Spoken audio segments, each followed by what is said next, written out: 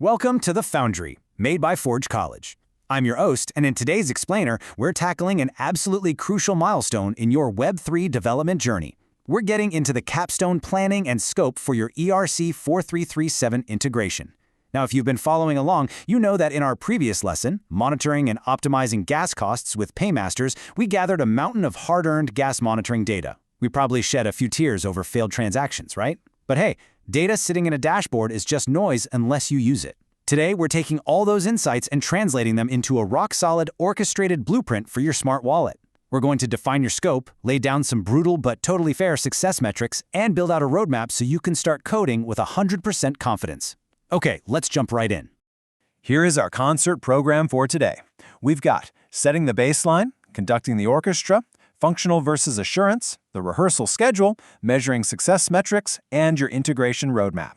We are officially leaving behind the chaos of let's just build it and see what happens and moving toward a highly structured, milestone-driven execution plan. All right, Section 1, setting the Capstone baseline. Let's start by looking back at the artifacts you built during that gas monitoring lesson. Think of these as your audition tapes for the final project.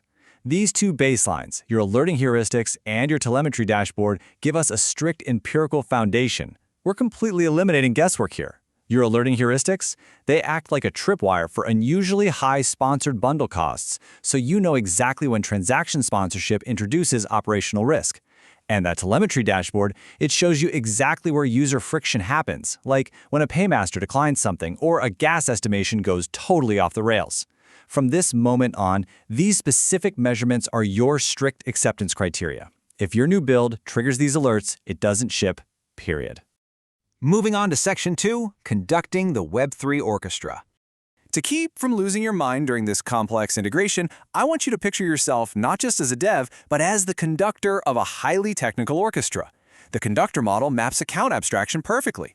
Your components, the smart wallet, the entry point contract, the bundler, the paymaster, the UI, these are your instrumental sections. And your acceptance criteria, that's your musical score. Think about it.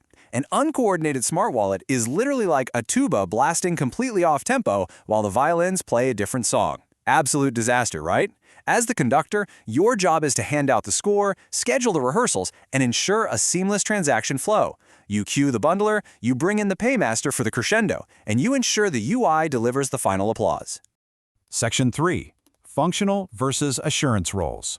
To conduct this orchestra effectively, you've got to understand that every single instrument in your architecture has two entirely distinct jobs. Just working isn't enough. You have to grasp the difference between functional and assurance responsibilities. The functional side is the actual logic. It's what the component absolutely must do. For example, a paymaster functionally validates policies and sponsors gas. But the assurance side, that's about what observable signals the component produces so we can monitor it.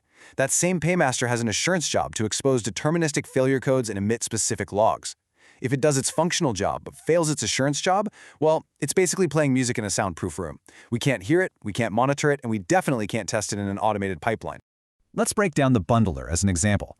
Functionally, it has to assemble user operation bundles and sign them, so the entry point contract actually accepts them. That's the heavy lifting. But on the assurance side, it absolutely has to emit system logs and return accurate RPC status responses that feed straight back into your telemetry dashboard.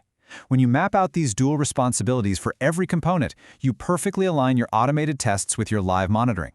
This is exactly how we kill that dreaded, well, it works on my machine excuse once and for all. If it doesn't emit the assurance signal, consider it broken. Let's look at Section 4, the rehearsal schedule. You don't just invite a live audience to day one of practice, right? We have to stage these rehearsals to catch the wrong notes early. We start small with Step 1, unit and mocked tests, simulating bundler and paymaster responses just to ensure the wallet constructs operations correctly. Step 2 is local integration, running a local chain to verify assembly. Step 3 is where it gets real, CI-staged end-to-end tests using reproducible environments.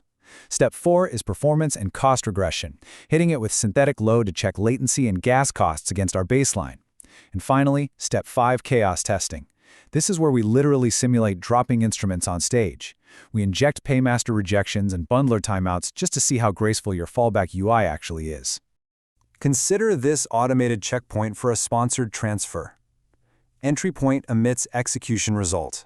Paymaster logs a sponsorship-approved event. UI receives confirmed status within 30 seconds. Notice how it's not just asking, did the transaction go through? It is incredibly specific and measurable. The secret to a phenomenal capstone is encoding qualitative user expectations into precise, automated pass-or-fail checkpoints exactly like this one.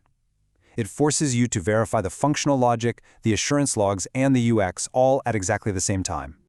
Moving to Section 5, Measuring Success Metrics.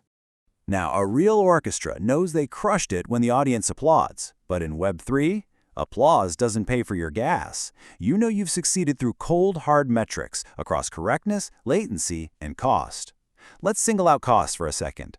A strict rule for your project's scope needs to dictate that your average gas cost per sponsored bundle must never exceed a 15% increase compared to your optimized non-sponsorship baseline. Account abstraction and paymasters will introduce overhead for sure, but if that overhead spirals, your wallet is economically dead in the water. Pinning this 15% maximum increase as a hard, automated rule keeps your architecture super lean. So here is your ultimate scorecard. For correctness, we demand 100% of our end-to-end scenarios pass deterministically, no flaky tests.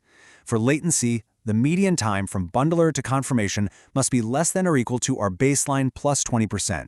Even the 95th percentile, worst-case scenarios shouldn't exceed a 50% increase.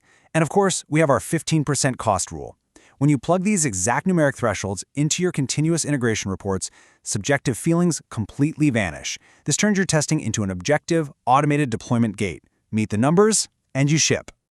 Finally, Section 6, your integration roadmap. Before you write a single line of code, you need a mapped-out roadmap to hand out the sheet music to your team. Look at this matrix. Every phase has a clear owner. You own the scope plan. Back-end owns the API contracts. Dev owns local integration, and so on. Every single phase produces a tangible artifact, like an interface doc or a load test report. And most importantly, every phase has a success metric tied directly back to those original monitoring baselines. This matrix means there is zero ambiguity about who is doing what they're producing, and how we measure success. So here's the ultimate question. Your roadmap is set, your metrics are locked, but mainnet is wildly unpredictable. What happens when it plays a chaotic note you never even rehearsed? Well, because you built assurance signals into every component and ran rigorous chaos testing, your smart wallet won't crash. It'll gracefully fall back and alert you. Take this meticulously crafted blueprint into your core integration build, and you'll be unstoppable. To dive deeper into these concepts and master the rest of your development journey, make sure you visit the website forge.college. Keep building, keep testing, and I'll see you in the next explainer.